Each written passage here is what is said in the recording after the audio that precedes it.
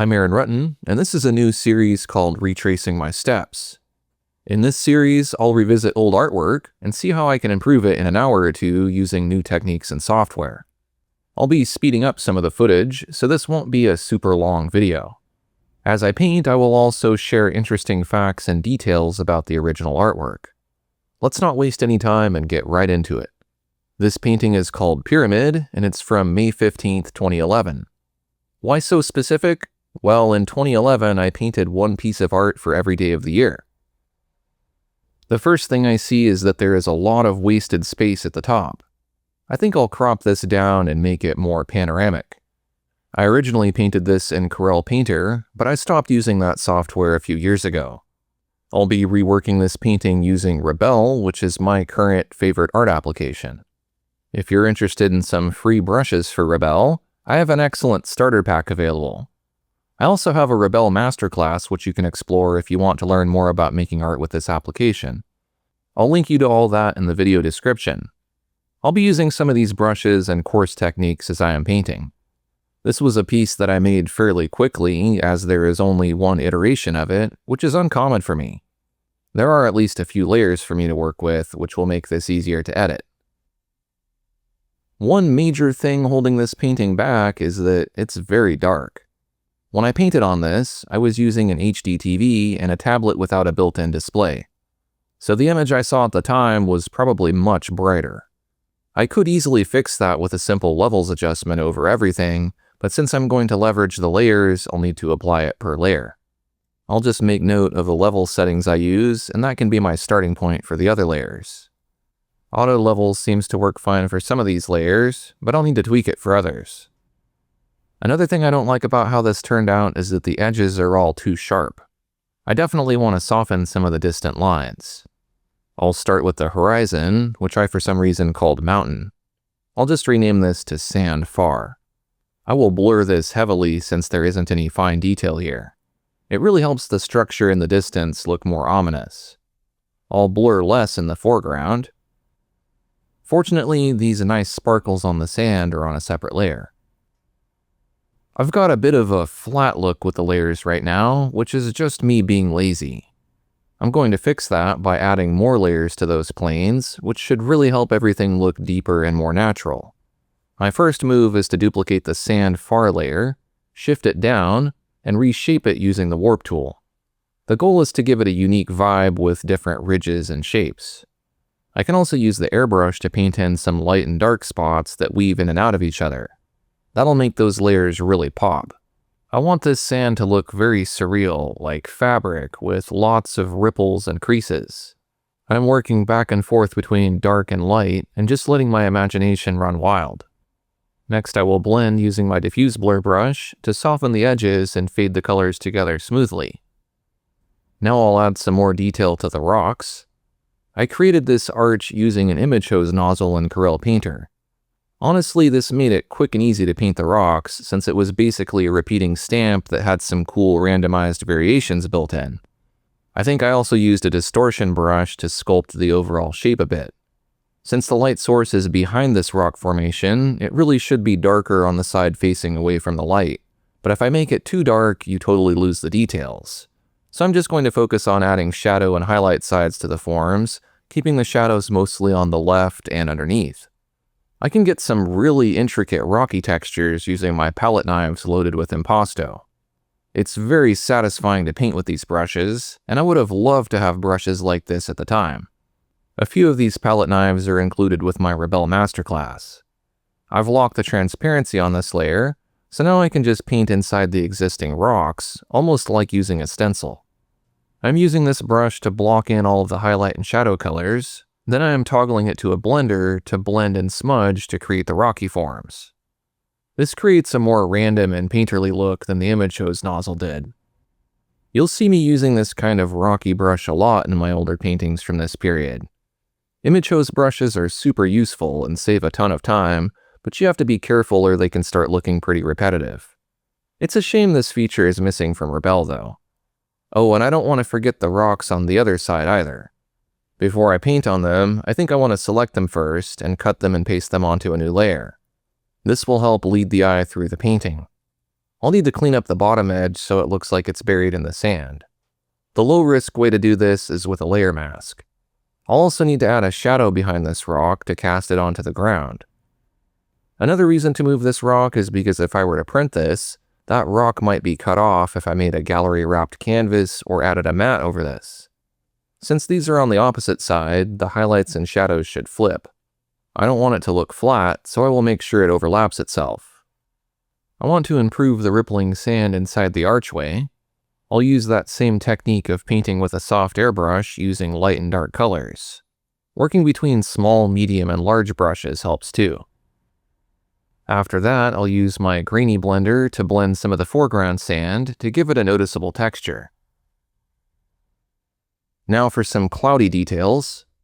I mostly just want to brighten up the highlight areas. They should be brightest nearest to the sun. The brush I am using here is called Cloudy Knife. This one is available in my nature brush pack for Rebelle. If you're wondering how I'm making these cloud effects, it's because I've studied clouds and painted a lot of them. I share some of these techniques in the landscape painting courses I have created. But also, this brush was engineered to make dynamic cloudy shapes depending on the pressure and angle I use, so it just works naturally. I'll need to soften the clouds in some areas. I'll do that using a blender I created called Oily Blender. This is very smudgy and bristly. I'm going to spend a lot of time here because I painted this too quickly. It was very challenging to paint 365 images in a year, so some were more rushed than others. This is definitely one of the quicker ones. I was watching a lot of nature, history, and ancient alien shows at the time. I was also really into Surrealism. And landscapes were fairly easy for me to produce, so that's how this painting came together. I don't recall having a specific idea in mind. I think this one just flowed out naturally. My guess is that I had been watching something about ancient Egypt.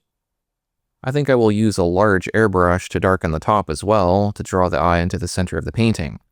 I've done this on a separate layer set to multiply. I'll create another new layer, and this time I'll lighten near the horizon. I like to play with the layer opacity to find a good blend with the background. I will also break the monochromatic color scheme and add a wash of blue in the darker cloud areas behind the pyramid.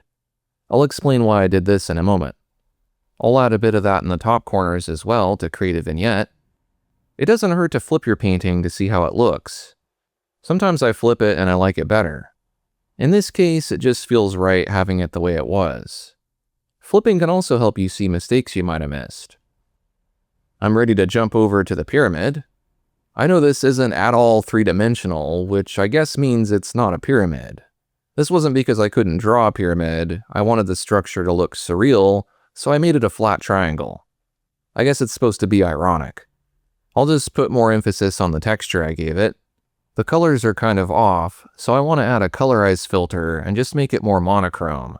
Then I'll add those brighter highlights back over it. I can't recall why I punched a hole in the top. Maybe it just makes it even more clear that this is really not a pyramid. Regardless, I do think it better communicates that this is a hole now that I've made the clouds behind it a bluish color. I think it would be more clear that this is a large structure if I insert some smaller objects near it. These help to make the pyramid look taller. Without that, you can easily get the impression that this is maybe only as tall as a house. I'll add an angular crack just to create more visual interest. A few more highlights and I think I'm happier with the way this structure looks. I'll add some detail to the sand in front of the pyramid since it's kind of a void. I'm not a fan of these light rays, so I will erase them. And I'll lighten the shadow areas on the foreground sand since it feels too dark. Viewing your work in grayscale can help you better visualize the values in your work. It will further communicate the scale of this structure if I add a layer behind it and paint some distant pyramids that are lighter and blurrier. I'll use filters to balance out the sand colors a bit to make them more uniform. The background sand needs some brighter spots like you'd see in the foreground to make everything match. I see an opportunity to improve the rock arch by adding a layer behind it. This helps the whole structure look more three-dimensional. This would of course be quite dark. I want to add a bit more detail to the rock arch to separate the sections a bit and improve the highlights and shadows. I think that looks much better. I'll blend the clouds a bit more since it feels like it is too sharp in some areas. I'm being careful not to blend away all the sharp areas though, because we do want some for it to look correct. The upper area of the sky without any clouds needs to be blended as well. My time to revisit this work is almost up, so as a final touch I'll add some color effects and other details.